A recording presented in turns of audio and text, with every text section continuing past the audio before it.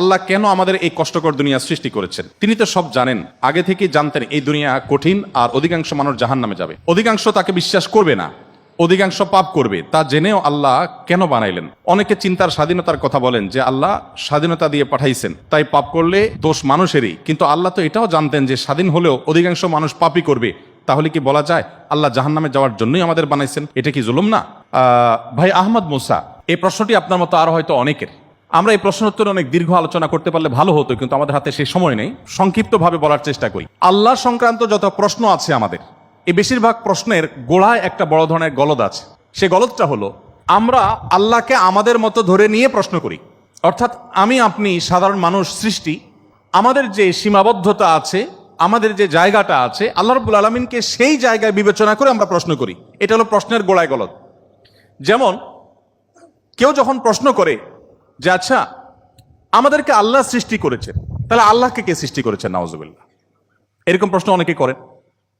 এই প্রশ্নটার অন্তঃসার শূন্য এবং গোড়ায় গলদ। কারণ আপনি নিজে সৃষ্টি, আপনি জানেন যে কোনো ক্রিয়া ছাড়া কোনো কর্ম হতে পারে না। সেজন্য আপনি নিজে সৃষ্টি হয়েছেন, আপনার স্রষ্টার সন্ধান করছেন যে আমি সৃষ্টি যেহেতু হয়েছে, আমার স্রষ্টা নিশ্চয়ই আছে। ভালো কথা। এখন আল্লাহকেও আপনি আপনার মতো করে ভাবছেন যে তাহলে তারও স্রষ্টা দরকার। তারও যদি স্রষ্টা থাকে তাহলে তিনি স্রষ্টা হলেন কিভাবে?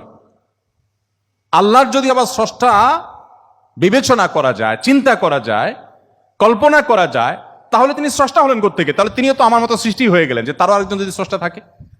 আল্লাহর কোনো স্রষ্টা থাকবে না, তিনি নিজেই স্বয়ং সম্পূর্ণ। এটা তো অবশ্যম্ভাবী, কারণ সৃষ্টি জগতের আমরা সবাই যখন সৃষ্টি, তাই সকল সৃষ্টির তো স্রষ্টা দরকার।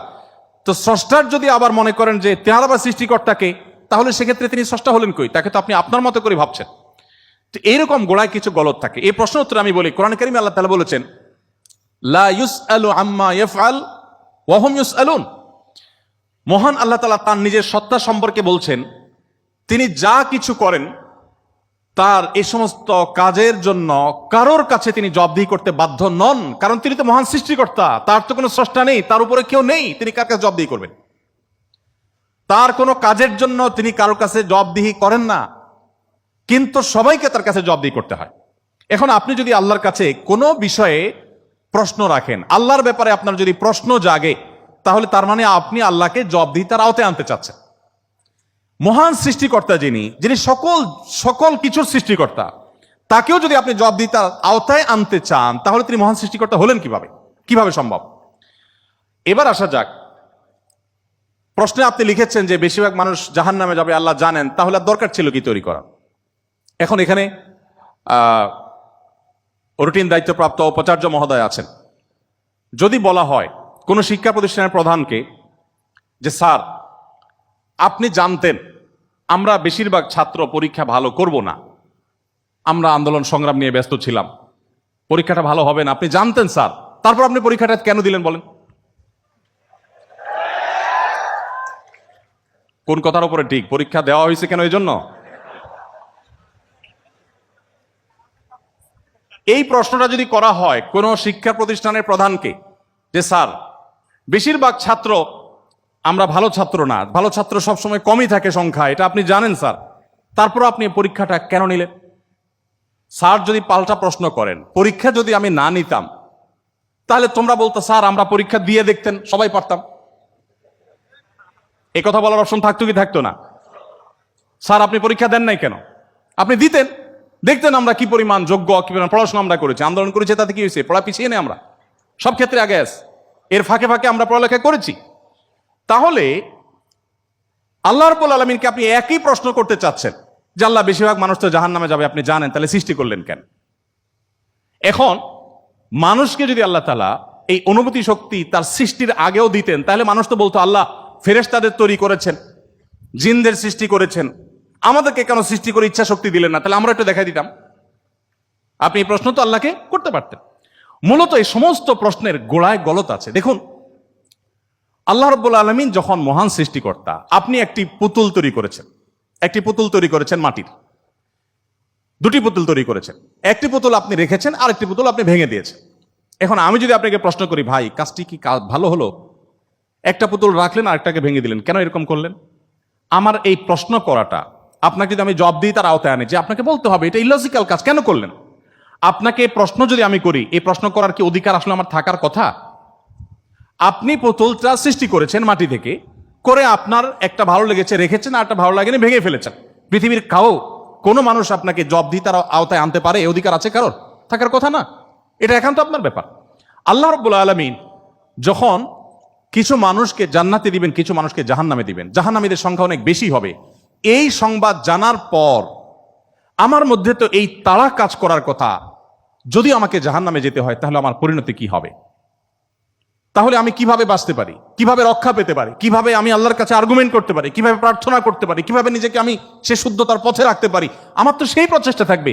সেটা না করে আমি আল্লাহকে প্রশ্ন করছি, আল্লাহ কেন দিবেন জাহান্নামে বলেন আগে। ব্যাপারটা কেমন হলো? আসলে আল্লাহ সম্পর্কে ধারণা না থাকার কারণে, বা আমাদের মতো করে আল্লাহকে ভাবনা চিন্তা করার কারণে, কল্পনা করার কারণে এই ধরনের প্রশ্ন আমাদের মনে আসে।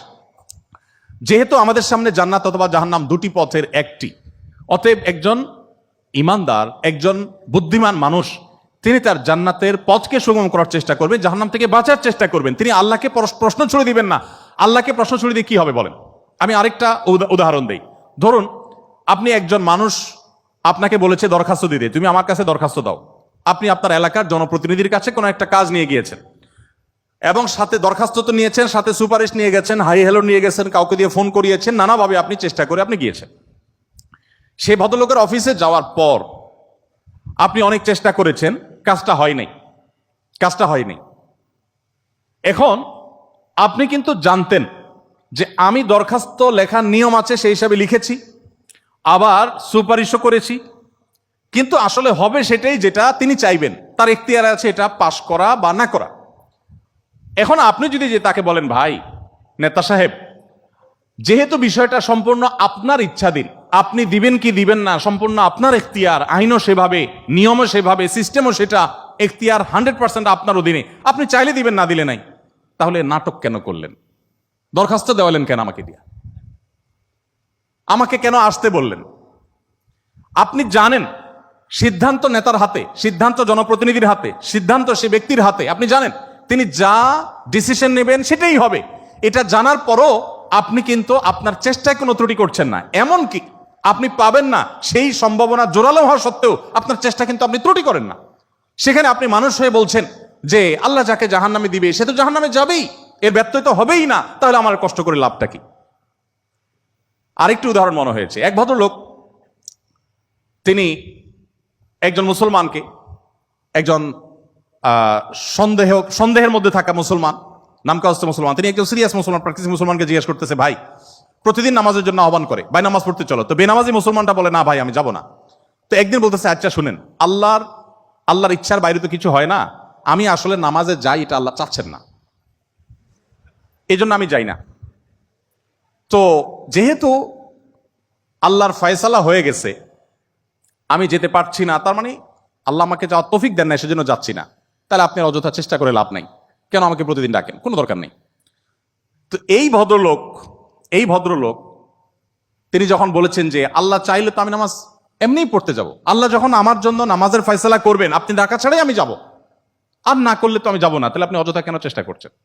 এই কথা বলার পরে নামাজি ব্যক্তি তার কোনো উত্তর না দিয়ে পরের দিন এই ভদ্রলোক যখন অফিসে যাবে কাজের জন্য, একই সাথে তারা থাকে, তো শার্ট প্যান্ট পরে যখন সে কাজের জন্য বের হবে, তখন তার এই দোস্ত দরজা আটকে ফেললো এবং সামনে দাঁড়ায় বলল, আজকে তো যাওয়া যাবে না। তো বলে, কেন যাওয়া যাবে না? বলে যে আল্লাহ তো রিজিক দাতা, অতএব আপনার নসিবে যেটা আছে সেটা তো এমনিতেই আসবে, আর না থাকলে আসবে না, আপনি গেলেও আসবে না, তাহলে কেন যাচ্ছেন? রিজিকের ব্যাপারে আপনি নামধারী মুসলমান হিসাবে, নামসর্বস্ব মুসলমান হিসাবে আপনি বিশ্বাস করেন যে রিজিকে যা আমার বরাদ্দে আছে সেটা আসবেই, কিন্তু আমার চেষ্টা আমাকে করতে হবে। ওই যে ডিসিশন নেতার হাতে, কিন্তু আমাকে দরখাস্ত দিতে হবে, আমাকে অ্যাপ্রোচ করতে হবে, আমাকে চেষ্টা করতে হবে। আমার এই চেষ্টা করাটা হলো আমার দায়িত্ব। দিবেন কি দিবেন না 100% তার ইখতিয়ারে। আমি জানি তিনি না দিলে আমার চেষ্টা করেও কিছু হবে না, কিন্তু তাই বলে আমি চেষ্টা বন্ধ করব না। ঠিক একইভাবে আমি জান্নাতের জন্য চেষ্টা করব, এটা আমার কর্তব্য, এটা আমার বাঁচা মরার লড়াই। আল্লাহ তাআলা আমাকে জান্নাতে দিবেন কি দিবেন না ডিসিশন তারটাই চূড়ান্ত, তাহলে আমার কাজ করে লাভ কি? এই প্রশ্ন একেবারেই অবান্তর, একেবারেই অযৌক্তিক, কারণ পার্থিব জীবনে অন্য কোনো ক্ষেত্রে আমরা এটাকে অ্যাপ্লাই করি না।